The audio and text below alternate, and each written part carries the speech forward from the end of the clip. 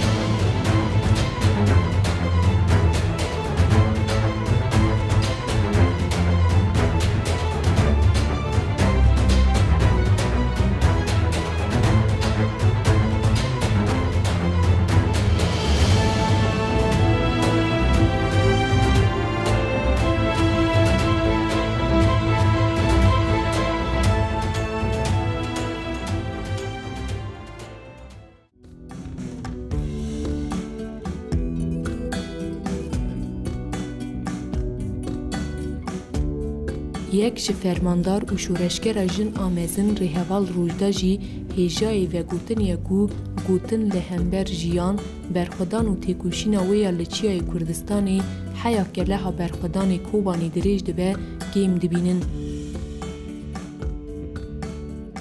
ریویتیه که به دهان سال این شورشگریه جیان ریهوال روجدا تکوشینه که بیسکن مشه که تجه جوش و مورال و کلجان سرکفتنیه و دیسا باوریه که بیداوی آجیانا آزاد جیانا ریهوال روجدا که به رزگاری کوبانه شیم برده به.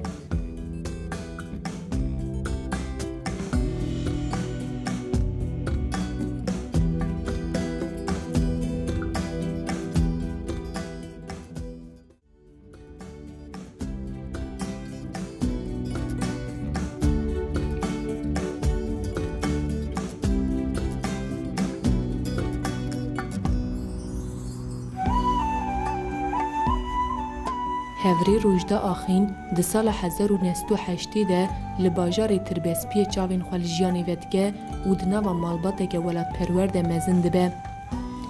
هینا زاروکاتی خوده آرمان جین تفگر آزادی کردستانی ناز دگه و ده سال 1995 ده به حسکرینه که مزن تفلی ناپا رفرین آزادی دبه.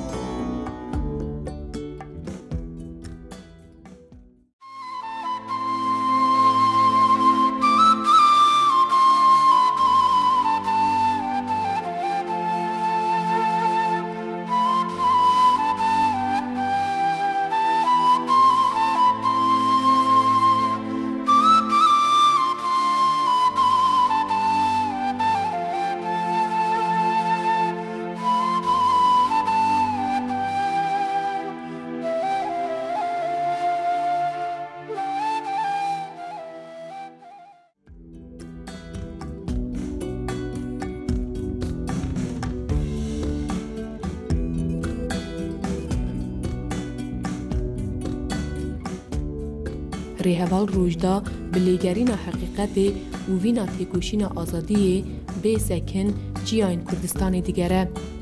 جبو آزادی ولات خواه لهر دوری دبه خودی کد و تکوشین.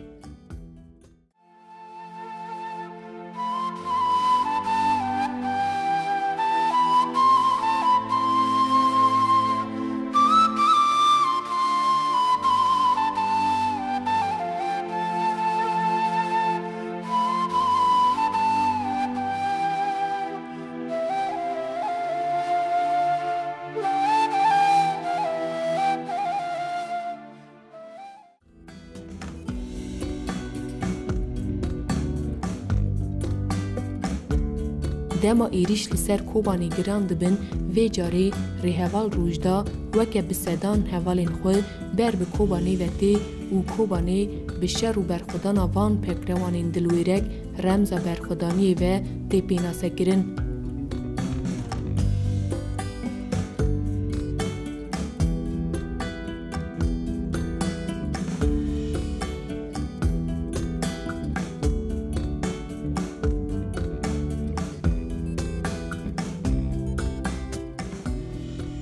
همو جیهان ده شخص روجدایان ده هیزا جنا کردا برخودیر دید و ایرو او میراته برخودان یکو جن روجاوا دبن آرتش مزن دبن شوبدارین هوا روجدا و همو پاکروانان.